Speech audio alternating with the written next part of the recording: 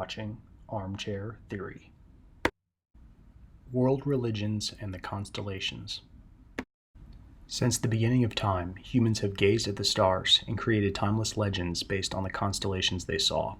Is it possible that these constellations have influenced the symbolism and themes found in some of the major world religions today?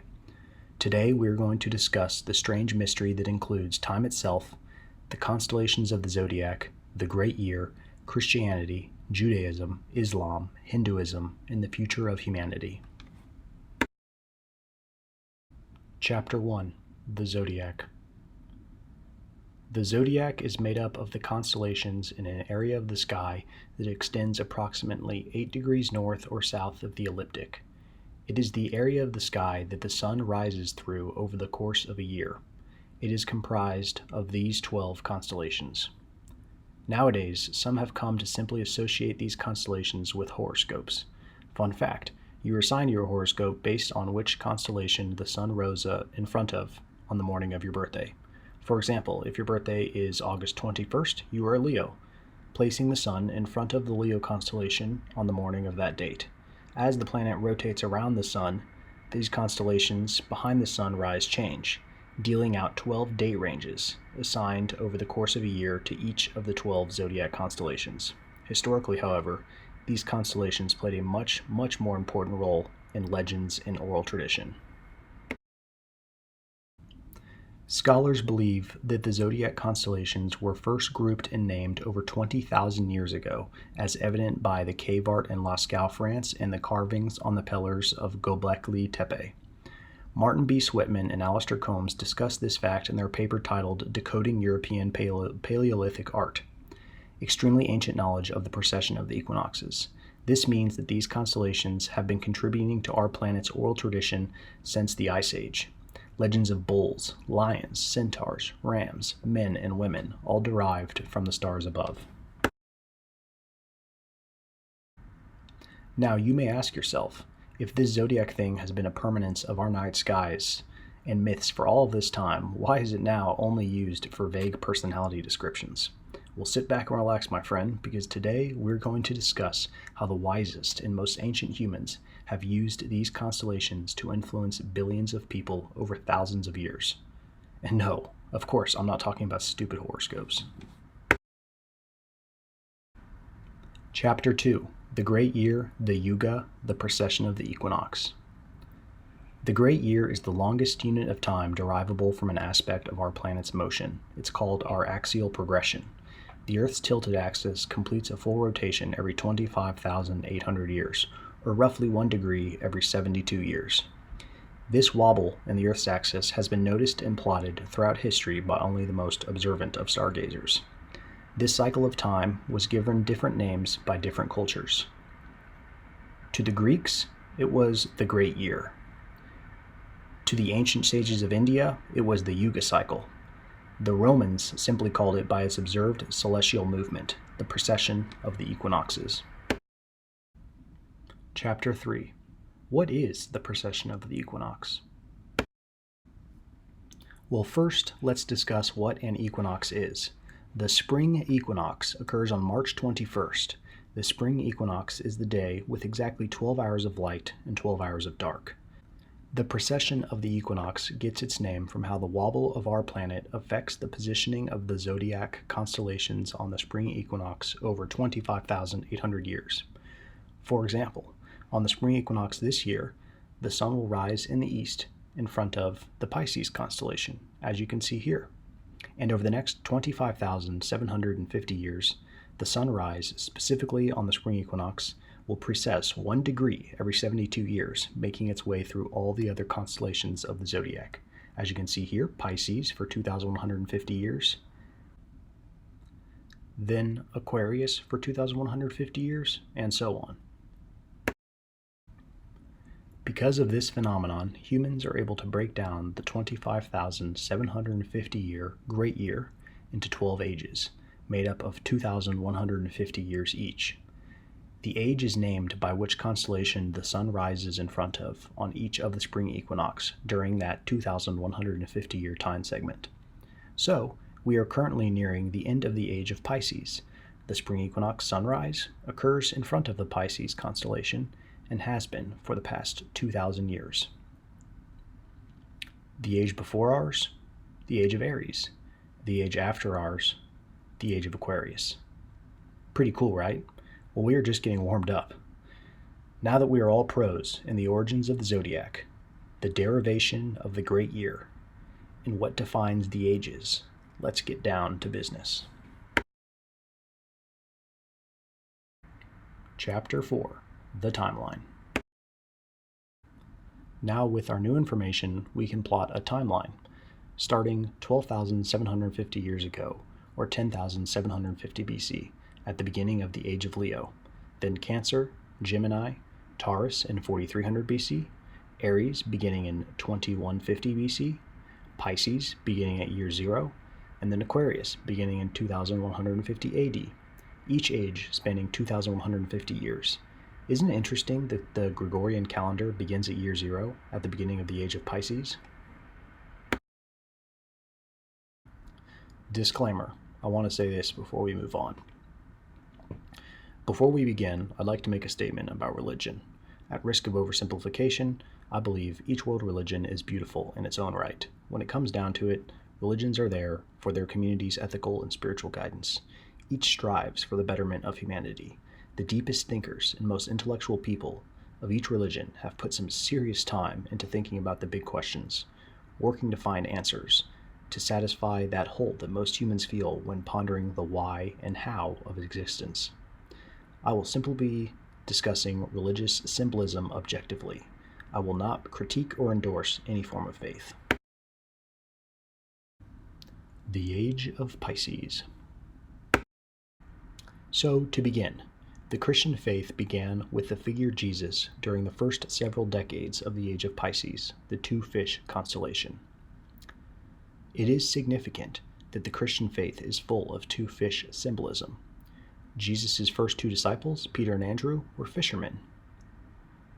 Jesus performed a miracle, multiplying 5 loaves of bread and 2 fish to feed thousands. Christians strive to become fishers of men to grow the faith. One of the Christian symbols is called the ichthys. The Christian's faith symbolism correlates with the age of Pisces. This is evident that its founders considered the stars while creating the tradition of ethical and spiritual guidance that we know as the Christian faith. Now, is it a coincidence that Christianity's founding matches perfectly with the beginning of the age of Pisces, the two fish? Is it a coincidence that the Gregorian calendar begins in the age of Pisces? Are there other world religions with this connection to the symbolism of the great year?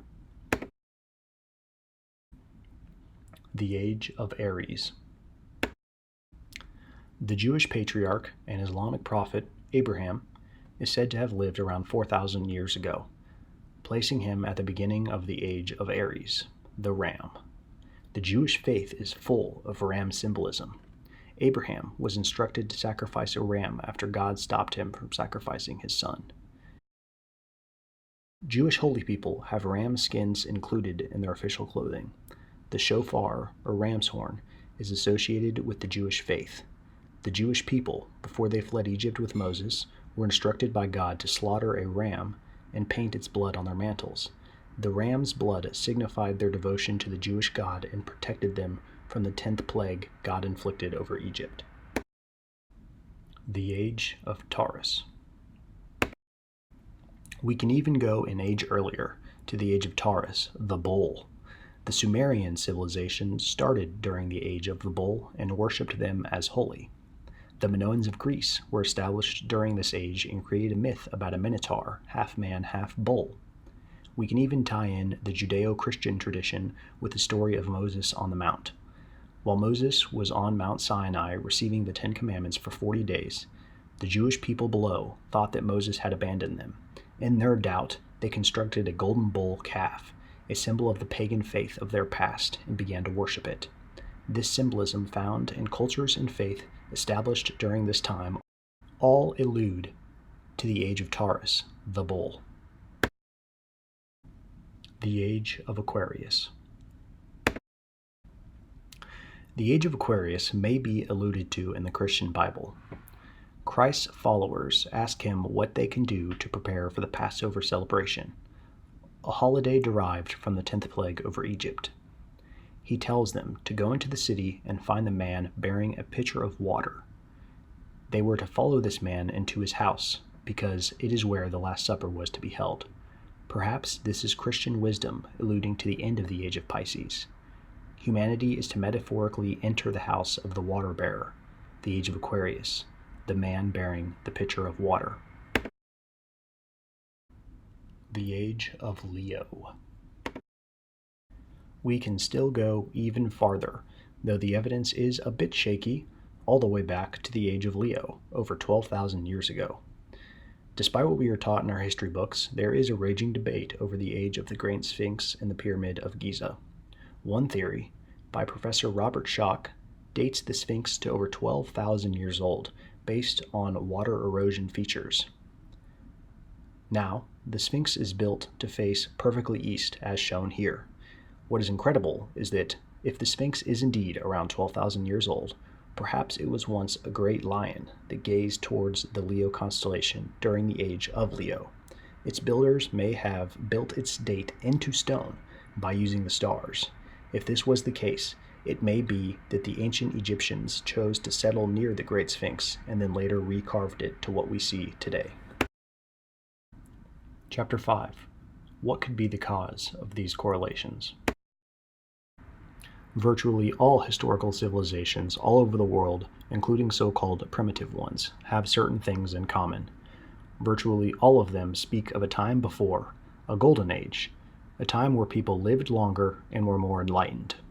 Virtually all of these civilizations also speak of a great flood, a deluge that came down and reset humanity to begin again as children, metaphorically speaking.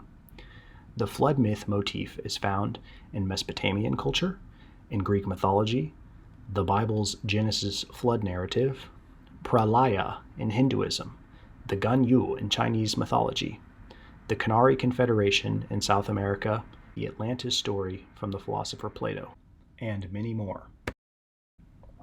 Now, the author Graham Hancock and scientist Randall Carlson, who you may recognize from the Joe Rogan podcast, have been gaining traction with their theory called the Comet Impact Hypothesis. They have gathered evidence that postulates that a comet struck the North American glaciers. This comet would have melted a large portion of the North American glaciers and caused the erosion features seen here in these photos of the North American scablands.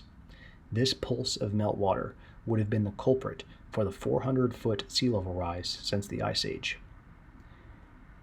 Here is a map of the Earth with 400-foot lower sea levels. There are millions of square miles of fresh land. Historically speaking, most great cities are all built along coastlines. A sudden 400-foot rise in sea level would have been devastating to these cities and could have sparked the inspiration for our global flood myths. Closing. So, to recap, most of our major world religions contain symbolism that correlates with the zodiac constellations and the great year timescale. The zodiac is at least 20,000 years old. The enigmatic Giza Plateau and Sphinx may be remnants of an ancient lost culture that is at least 12,000 years old. Currently, it is believed that humans were simple cavemen during the Ice Age. The Sumerians of Mesopotamia are credited with the invention of civilization around 8,000 years ago. It may be that there was a giant global civilization during the Ice Age that was wiped out by a comet impact and the ensuing flood. It may be that religious teachings of that age have evolved and split into the versions that we see today. Is it possible that perhaps humanity has forgotten an incredibly influential time deep in our past? Is it possible that during the Ice Age, there was a global civilization whose religion was themed using the zodiac constellations? Could this be the reason humanity has chosen to continue with this symbolic tradition? Did the Great Flood catastrophe cause this information to be forgotten? Did humanity forget itself over the hundreds of generations after the Great Flood and before Sumeria?